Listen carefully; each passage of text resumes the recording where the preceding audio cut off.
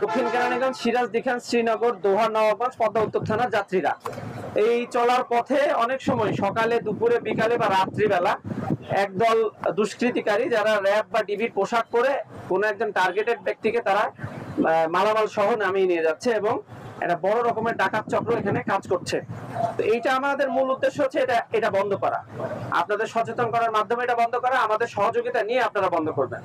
আমরা যদি একসাথে কাজ করতে পারি তাহলে এই ধরনের কোনো অপকর্ম কেউ এই এক্সপ্রেসওয়েতে করতে পারবে না। আপনারা জানেন যে এক্সপ্রেসওয়ে হওয়ার পর থেকে বেশ কিছু ঘটনা ঘটেছে এবং অনেকগুলো আসামি আমরা অ্যারেস্ট করতে সক্ষম হয়েছি, গ্রেফতার করতে সক্ষম হয়েছি।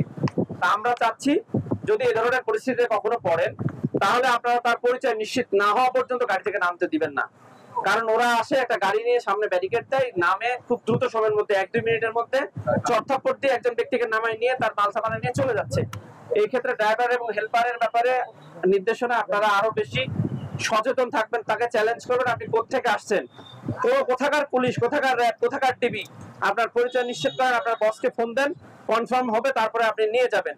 আর আসামি নিয়ে যাওয়ার ক্ষেত্রে কোনো মালামাল সিজ করার ক্ষেত্রে সিজার লিস্ট আছে, জব্দ তালিকা আছে, সেখানে স্বাক্ষর নিতে হয় 2-3 জনের। তো এইটা তারা করবে না, তারা কিন্তু একজনকে টান দিয়ে নিয়ে নেমে চলে যাবে।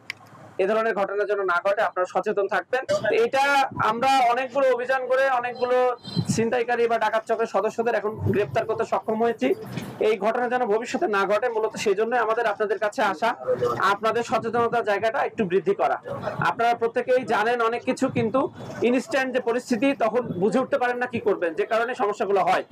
আপনারা জানেন যে তল্লাশি একটা রেগুলার কার্যক্রম, নিয়মিত কার্যক্রম, এটা করতে পারে, কিন্তু পুলিশ সিভিল পোশাকে এই পাবলিক ট্রান্সপোর্টে তল্লাশি করতে পারবে না। এটা হচ্ছে মূল বিষয়। যদি কোনো প্রয়োজনে ডিবি বা র্যাব আসে তো তাদের পরিচয় শনাক্ত করতে হবে আপনাদেরকে, তাদেরকে চ্যালেঞ্জ করতে হবে যে আপনি কোথায় আছেন, আপনার ইউনিট ইনচার্জের নাম্বার দেন, আমরা কথা বলবো।